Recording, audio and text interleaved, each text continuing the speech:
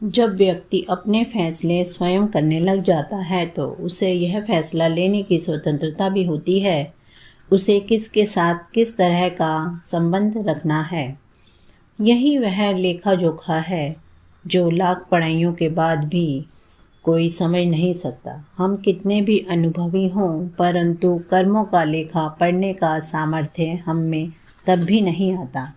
व्यक्ति को मानव जन्म में ही उऋण होने का प्रयास करना चाहिए, जिससे संभवतः माता पिता के अतिरिक्त सभी व्यक्तियों के ऋणों से वह उऋण हो जाए, तो भी दूसरों से आशा पालकर ऋणी क्यों हुआ जाए।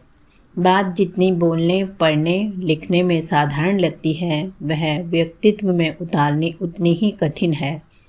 ये सब जानती थी साधना, पर क्षण भर में स्वयं को ऋण से कब भर लेती थी उसे पता ही ना चलता था। इसका मूल्यांकन करने का समय वह निकाल ही ना पा रही थी। शायद स्वयं का मूल्यांकन करना कहीं ज़्यादा कठिन होता है। सांसों की डोर के साथ साथ व्यक्ति हर पल नए रिश्ते के ऋणों से बंधता जाता है। इसका भान वह तब भी नहीं कर पाता जब वह शवशैया तक पहुंच जाता है।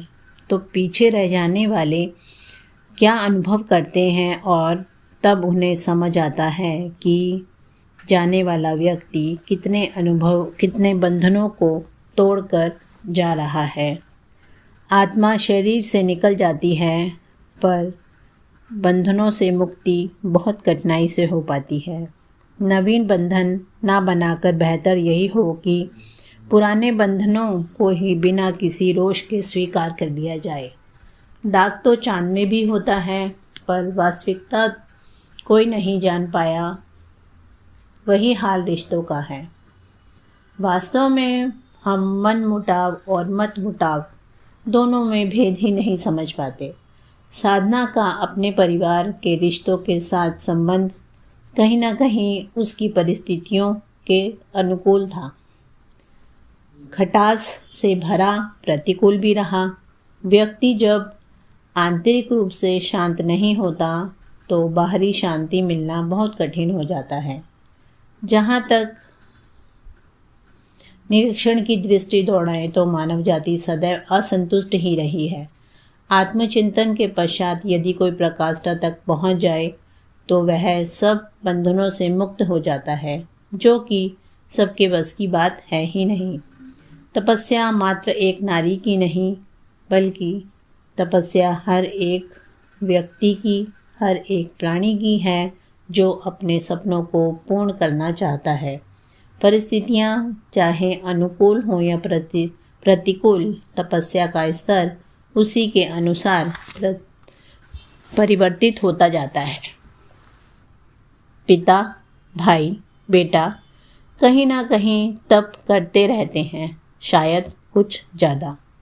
अपने परिवार के बच्चों के लिए, माता पिता के लिए। ये नहीं कहा जा सकता कि वह मानसिक स्तर पर परेशानियों का सामना नहीं करते। यहाँ तपस्या की माता, तपस्या के पिता, उसके भाई, उसकी बहन साधना पूरे समाज की वास्तविकता को दर्शाते हैं, जो हम आज भाग दौड़ भरी जिंदगी भूल गए हैं।